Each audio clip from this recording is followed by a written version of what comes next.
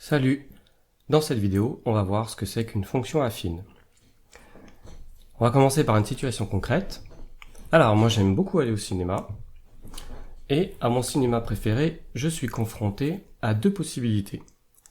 Ou bien, j'y vais en formule libre, et je paye 7 € la place, ou bien, je prends un abonnement qui va me coûter 50 € par an, puis 3 € la place.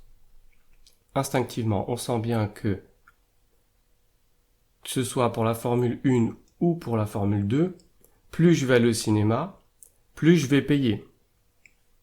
Donc ce qui serait intéressant de savoir, c'est quelle est la formule la plus avantageuse sur le long terme.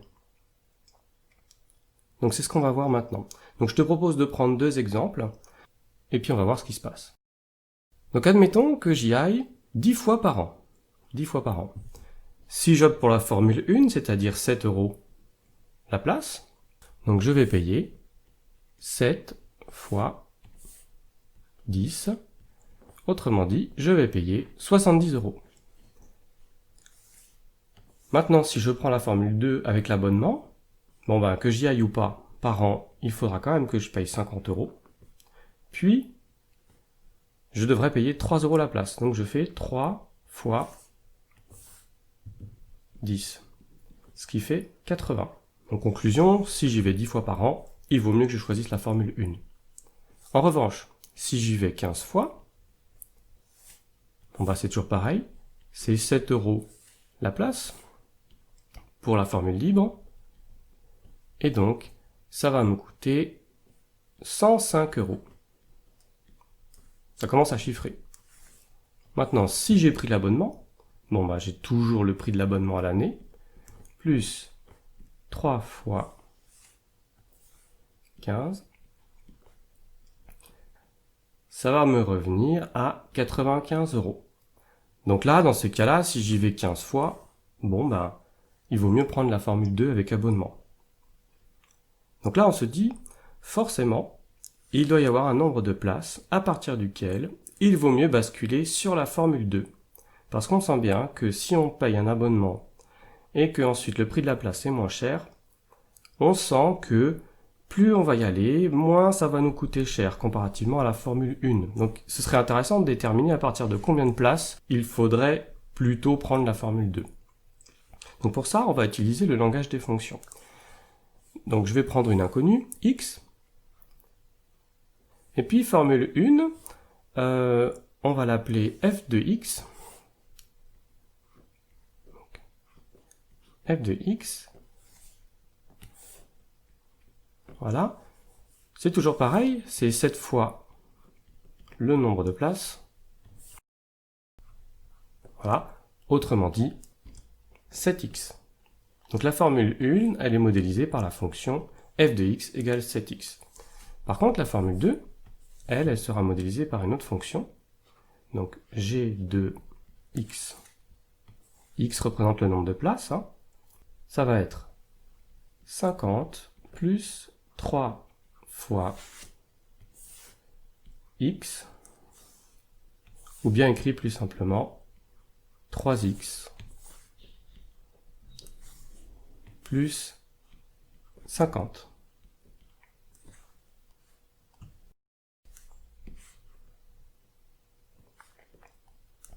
Voilà, donc on a nos deux fonctions qui modélisent. Donc la question revient à pour quelle valeur de x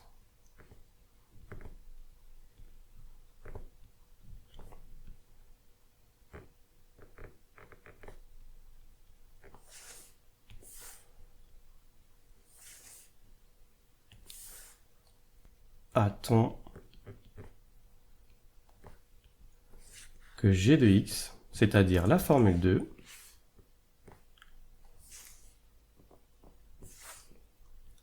est moins chère, donc plus petite, ou égale à la formule 1.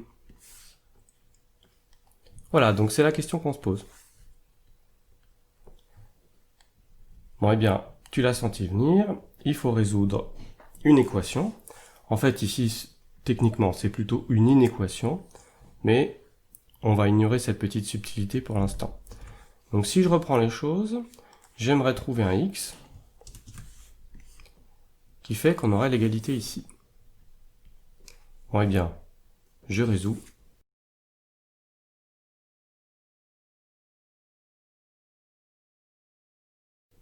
« 12,5. Seulement, vu qu'on travaille avec un nombre de places, la réponse, ça va être à partir de 13 places. Voilà, donc on a la solution à notre problème. Et en fait, ce qu'on vient de voir comme fonction ici, eh bien, ce sont des fonctions affines. Là, g de x est une fonction affine.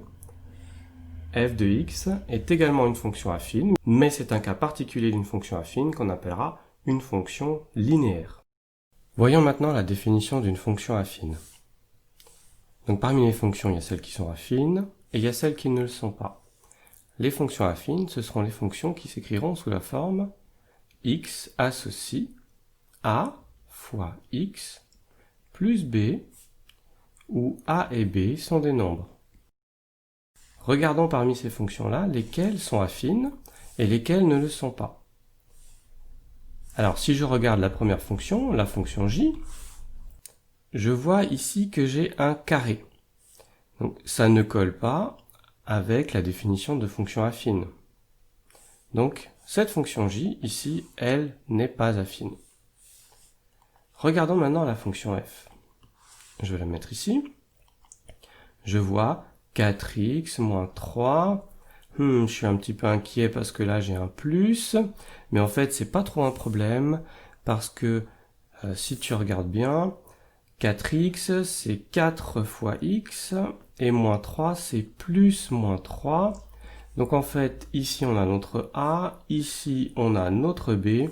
Donc f c'est bien une fonction affine. Okay, donc je vais la mettre là. Je vais regarder la fonction g. Là, c'est vrai que c'est aussi un petit peu différent. Je vois 5 moins 2x.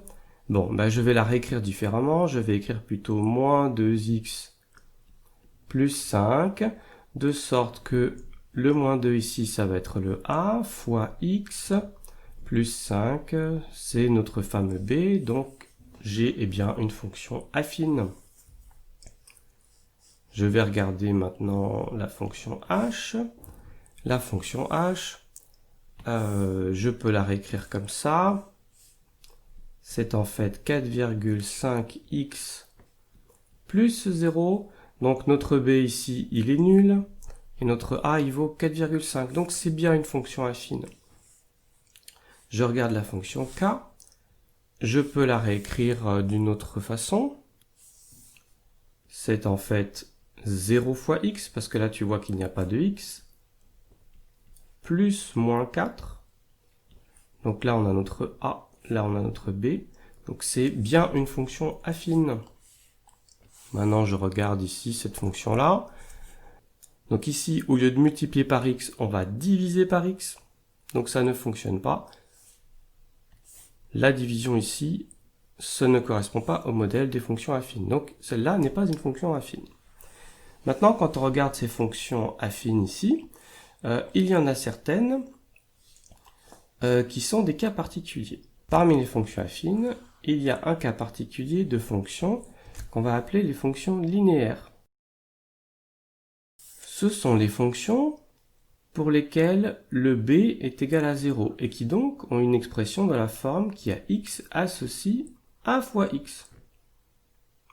Donc là, tu vois qu'on en a une de fonction comme ça, c'est la fonction h.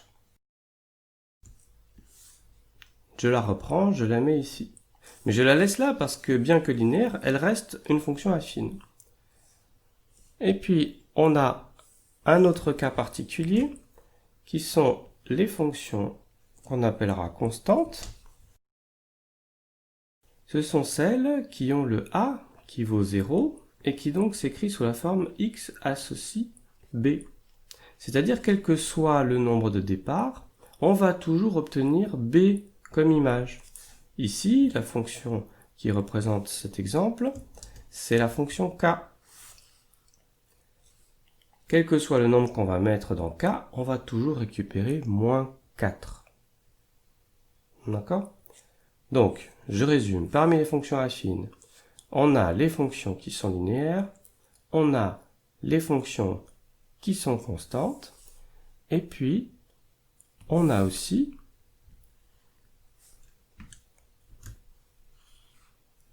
les fonctions qui sont ni linéaires ni constantes. Maintenant, un cas encore plus particulier, c'est une fonction qui est à la fois linéaire et constante. En fait, c'est la seule qui vérifie ces deux conditions. Fonction linéaire et constante, c'est la fonction qui a a qui vaut 0, b qui vaut 0, autrement dit, c'est la fonction qui à n'importe quel nombre va associer 0. Donc cette fonction-là, en fait, c'est la fonction nulle. Voilà, j'espère que tu as compris. Il ne te reste plus qu'à t'entraîner.